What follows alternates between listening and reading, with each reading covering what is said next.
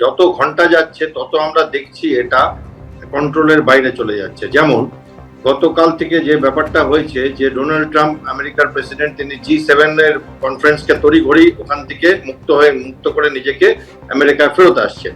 এবং আমেরিকার secretary of state for defence যিনি পিট হেগসেথ, তিনি বলেছেন আমরা মেডিটেরিয়ানে ওই এলাকাতে রেড সিতে আমাদের নেভাল প্রেজেন্স বাড়াচ্ছি। এবং সঙ্গে সঙ্গে একটা এয়ারক্রাফট ক্যারিয়ার গ্রুপ USS নিমিস বলে সেটা বেরিয়ে এসছে সাউথ চায়না সি থেকে, রওনা দিয়ে দিয়েছে এই দিকটাতে। অলরেডি একটা এয়ারক্রাফট ব্যাটেল গ্রুপ এবং অনেক ডেস্ট্রয়ার এই দুটো সমুদ্রে আছে, যদি ইরান ইসরায়েলের যুদ্ধ লাগে তার জন্য ব্যবহার করবার জন্য।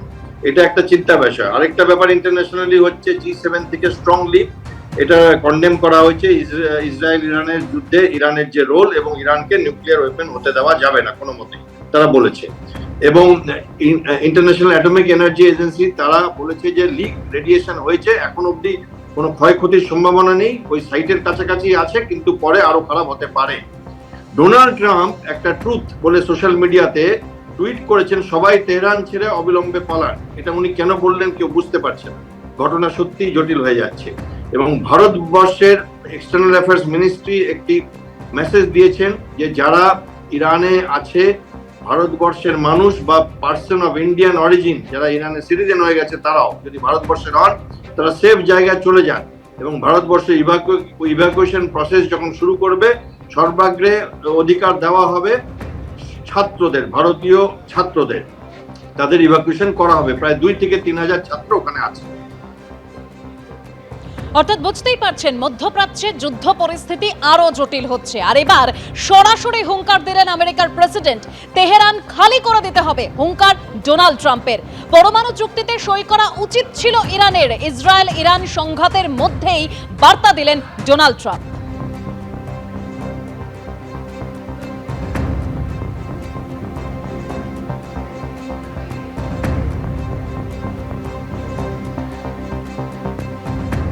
আর অধ্যাপক রাজাগোপাল ধর চক্রবর্তী তিনি বলছেন এই মুহূর্তে যুদ্ধবিরতির কোনো সম্ভাবনা নেই, আর এক্ষেত্রে ইসরায়েল অনেকটা এগিয়ে রয়েছেন। কি বলছেন তিনি, শুনুন।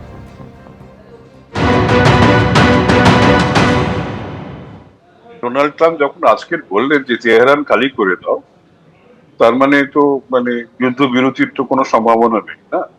এর আগে উনি বলেছিলেন যে বাড়তি যে সমস্ত আমেরিকান দূতাবাসে, মার্কিন দূতাবাসে যারা বাড়তি কর্মী আছেন, যাদের নন এসেন্সিয়াল কাজের মধ্যে রয়েছে, তাদেরকে দেশ ছাড়তে হবে, তারপরে যুদ্ধ শুরু।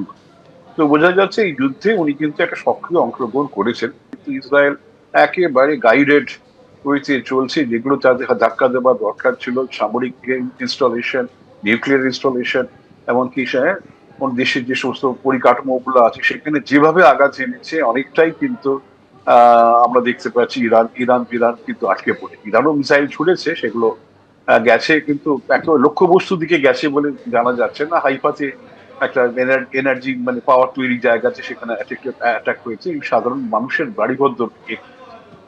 ইরানের সঙ্গে তো 2-4টে স্টেটমেন্ট কেউ দিয়েছে। পাকিস্তান একবার বলছে নিউক্লিয়ার দেবো, আবার বলছে না, এসব কথা বলছে। হ্যাঁ, এবং ইরানের সঙ্গে আমরা দেখলাম চায়নাও একটা খুব সাংঘাই কোঅপারেশন থেকে তারা কিছু বলছে যে হ্যাঁ, কিন্তু ভারত সেটা আটকেছে, এবং পুতিনও কিছু সামান্য বিবৃতি দিয়েছে, এবং পাশাপাশি কিছু দেশ তাদের সমর্থনে কথা বলছে।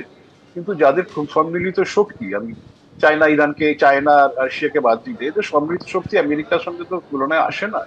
আমেরিকা যখন মোটামুটি ভাবে বোঝা যাচ্ছে যে তাদের ন্যাচারাল অ্যালাই, স্বাভাবিক বন্ধুর সাথে, স্বাভাবিক বন্ধু ইসরায়েলের সাথে থাকতে চাইছে, তখন যুদ্ধ কিন্তু অনেকটাই ইরান কিন্তু পিছিয়ে পড়ছে বলেই ধারণা। এখনো পর্যন্ত যা যুদ্ধ ঘটেছে, হয়তো মৃত্যুর দিক থেকে হয়তো বেশ কিছু দুটো দেশেরই সমান, কিন্তু যাদের মারলে কাজে লাগবে, যুদ্ধের নিরিখে সেদিকে ইসরায়েল কিন্তু অনেকটাই এগিয়ে গেছে। এখন এমন একটা জায়গায় আছে, ওরা বলছে আয়াতুল্লাহ আলী খামেইনিকে ওরা বোধহয় যে কোনোদিন নিকেশ করতে পারে, খালি মার্কিন প্রেসিডেন্টের সম্মতি না পাওয়ায় বোধহয় পারে। বোঝা যাচ্ছে না কোন জায়গায় তারা চলে গেছে। সেখানে ইরানের এখনো পর্যন্ত সে ধরনের যে কন্ট্রোল বা সে ধরনের কমান্ড কিন্তু আমরা এখনো পর্যন্ত দেখতে পাচ্ছি।